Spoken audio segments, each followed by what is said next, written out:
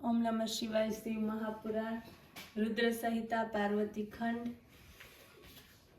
अध्याय 41 मंडप रचना। ब्रह्मा कहवा लाग्या, हे नारद, तमे पण आ જાનમાં જતા હતા ત્યારે ભગવાન શંકરે વિષ્ણુની સાથે વાતચીત કરીને તેમને હિમાલય પાસે મોકલ્યા। ત્યાં પહોંચીને તમે વિશ્વકર્માના બનાવેલા મંડપને જોયો, તેથી તમને આશ્ચર્ય થયું। રત્નજડિત સોનાના લાખો કલશો ત્યાં હતા। કેળના થાંભલાઓથી તેને સજાવવામાં આવ્યો હતો। પરમ શોભાયમાન મંડપને જોઈને પોતાની શુદ્ધ બુદ્ધ ખોઈ બેઠા। ભગવાન શંકરના ચિત્રને જોઈને તેને સાક્ષાત શિવજી જાણીને તમે હિમાલયને કહેવા લાગ્યા, હે પર્વત શ્રેષ્ઠ, શું દેવતાઓ અને મહર્ષિઓની સાથે વિવાહ કરવાને ભગવાન શંકર આવી ગયા? હિમાલય કહેવા લાગ્યા, હે નારદ, તેઓ તો હજુ આવ્યા નથી। તમને ભ્રમ થયો લાગે છે। આપ હમણાં સ્વસ્થ થાઓ, પછી મારા તરફથી મેનાર્ક વગેરે પુત્રોને લઈને આપ ત્યાં જાઓ અને તેમને સાજન માજન સાથે અહીં લાવો।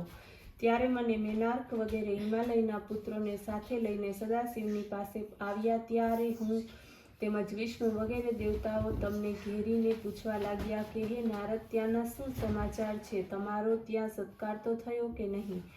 વગેરે પ્રશ્નોને સાંભળીને વિષ્ણુ તેમજ ઇન્દ્રને એકાંતમાં લઈ જઈને તમે કહ્યું કે, હે દેવતાઓ, હિમાલય એવો એક મંડપ બનાવ્યો છે જેમાં તમારા જીવતા ચિત્રો તેણે મૂક્યા છે। તે જોઈને હું તો શુદ્ધ બુદ્ધ ખોઈ બેઠો। તેથી જણાય છે કે આપ લોકોને મોહિત કરવાને જ વિચારવામાં છે। આટલું સાંભળતા જ ઇન્દ્ર ભય પામી ગયો। વિષ્ણુને ઉદ્દેશીને તે કહેવા લાગ્યો, હે લક્ષ્મીના સ્વામી ભગવાન વિષ્ણુ, ત્વષ્ટાના પુત્રને મેં મારી નાખ્યો હતો। તેનો જ બદલો લેવા મારે માટે વિપત્તિ આવી ન પડે, હું માર્યો ન જાઉં। હું વિમાશણમાં પડી ગયો છું। ત્યારે વિષ્ણુ કહેવા લાગ્યા, હે ઇન્દ્ર, પર્વતની તમે પહેલા મારી આજ્ઞાથી પર્વતની પાંખો કાપી નાખી હતી। તેનો બદલો લેવા માટે જ તે મૂઢ બુદ્ધિ હિમાલયે આવો પ્રપંચ રચ્યો છે। પરંતુ આપણે ડરવાની જરૂર નથી। ભગવાન શંકરની કૃપા આપણને પ્રાપ્ત થાય છે, પછી શેનો ડર? હે નારદ, આ પ્રમાણે ચૂપચાપ વાતો કરતા ભગવાન શંકર દેવતાઓ પ્રત્યે કહેવા લાગ્યા કે, હે દેવતાઓ, શી વાત છે? જે હોય તે સ્પષ્ટ જણાવો। હિમાલય પોતાની પુત્રીનો વિવાહ મારી સાથે કરશે નહીં? આ પ્રમાણેના વચન સાંભળીને હે નારદ, તમે શંકરને કહ્યું કે ભગવાન આપનો વિવાહ તો નક્કી જ છે, તેમાં કોઈ વિઘ્ન નથી। એટલા માટે તો હિમાલયે પોતાના પુત્રોને મારી સાથે મોકલ્યા છે। આપને આદરપૂર્વક લઈ જવાને માટે આ લોકો અહીં આવ્યા છે। પરંતુ દેવતાઓને મોહિત કરવાને માટે હિમાલયે લગ્ન મંડપમાં ચિત્ર વિચિત્ર ચિત્રો બનાવ્યા છે, જેનાથી તેની માયા ફેલાઈ રહી છે। આ જ વાત છે। ભગવાન શંકર દેવતાઓને સમજાવતા બોલ્યા, હે દેવતાઓ, ભય ન પામશો। જ્યારે હિમાલય પોતાની પુત્રીને સમર્પિત કરી રહ્યો છે તો તેની માયા આપનું શું બગાડવાની હતી? હે દેવતાઓ, ડરવાની શી જરૂર છે? ભગવાન શંકરની આ પ્રમાણેની આજ્ઞાને પ્રાપ્ત કરીને બધા દેવતાઓ ભગવાન શંકરની સાથે હિમાચલપુર પહોંચ્યા। અધ્યાય 42 દેવતા તથા પર્વતોનો મેળાપ। બ્રહ્મા બોલ્યા, હે નારદ, અમે શંકર વગેરે દેવતાઓ હિમાચલમાં આવી પહોંચ્યા। તેમનું આગમન સાંભળીને આનંદિત મનવાળા હિમાલય પર્વતોને સાથે લઈને તેમની આગેવાની કરતા આવી પહોંચ્યા। શંકરનું સાજન જોઈને તેમને અત્યંત વિસ્મય થયો। ત્યાર પછી પૂર્વ અને પશ્ચિમના સમુદ્રો મળે તેમ દેવતાઓ અને પર્વત પરસ્પર મળવા લાગ્યા। ત્યાર પછી હિમાલય ભગવાન શંકરની પાસે આવ્યા। તેમણે પ્રણામ કર્યા। બધા પર્વતોએ પણ પ્રણામ કર્યા। તે સમયે ભગવાન શંકરની શોભા અનોખી હતી।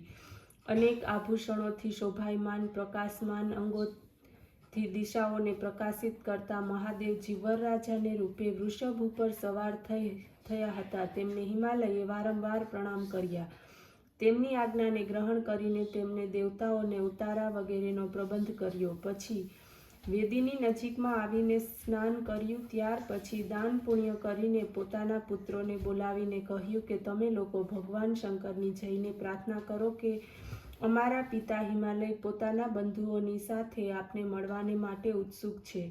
હિમાલય વિષ્ણુ વગેરે સઘળા પરિવારને બોલાવવા લાગ્યા। મહા ઉત્સવ સહિત વરરાજા આચાર કરવામાં આવ્યો। ચૈલ રાજાએ મહાહર્ષ સહિત સર્વ બંધુઓને બોલાવ્યા। પછી તે પર્વત પુત્રો તેની આજ્ઞાથી પોતાના સ્થાન તરફ ગયા। તેઓએ શૈલ રાજા પાસે આવીને કહ્યું કે સઘળાઓ આવી રહેલા છે।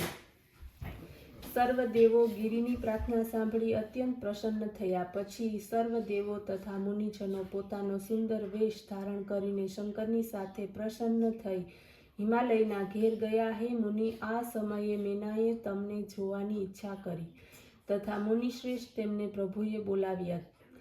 મુનિ, તમે પ્રભુની પ્રેરણાથી ત્યાં ગયા. શિવના હૃદયની ઈચ્છાને પૂર્ણ કરવાની ઈચ્છા કરી. હે મુનિ, તમે પ્રણામ કરી મેના વિસ્મય પામ્યા. પછી મદને હરવાવાળા શંકર ભગવાનનું રૂપ જોઈને ઈચ્છાથી તે બોલ્યા.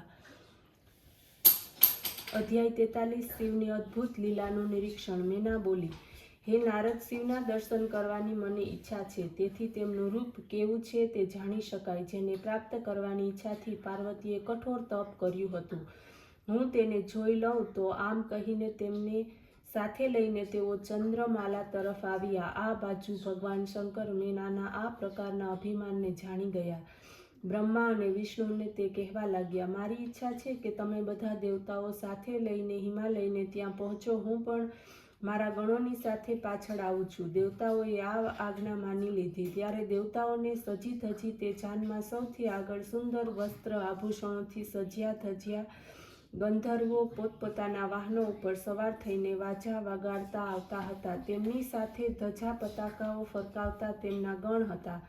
અપ્સરાઓ નૃત્ય કરતી આવી રહી હતી. તેની પાછળ વસુતુ આવી રહ્યા હતા. આ બધાને જોતા વેત જ મેના કહેવા લાગી, નારદજી, આ બધામાં શિવ છે?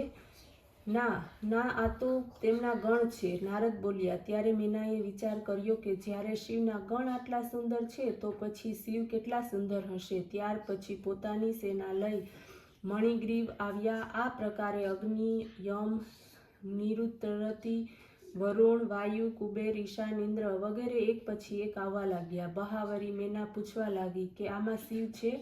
ત્યારે નારદજીએ કહ્યું, આ શિવ સેવક દિક્પાલો છે. ચંદ્ર અને સૂર્ય પણ આવ્યા. ત્યાર પછી મેઘશ્યામ સુંદર કરોડો કામને જીતનારા શોભા સંપન્ન ચતુર્ભુજ કમલનયન પીળા પીતાંબરથી સુશોભિત શાંત સ્વરૂપ વિષ્ણુ ગરુડ ઉપર આવ્યા. મેના વિસ્મય પામી કહેવા લાગી, હે નારદ, શું આ પાર્વતીના પતિ છે? મેના, તું શું વિચારે છે? ત્રૈલોક્યના સ્વામી ભગવાન શંકર તો આમનાથી પણ અધિક સુંદર છે. હું તેમની સુંદરતાનું વર્ણન કરી શકું તેમ નથી. બ્રહ્માએ કહ્યું, હે નારદ, ત્યારે તો મેના પોતાના સદભાગ્ય પર વારી ગઈ. જેમને મેં જોયા તે બધા શિવના સેવક છે. આમના સ્વામી જ જો મારી પાર્વતીના પતિ હોય તો મારે મારા ભાગ્યની પ્રશંસા જ કરવી રહી. તે જ સમયે મેનાના અભિમાનને દૂર કરવાને માટે પોતાના અદ્ભુત રૂપવાળા ગણોને સાથે લઈને શિવ પણ આવવા લાગ્યા.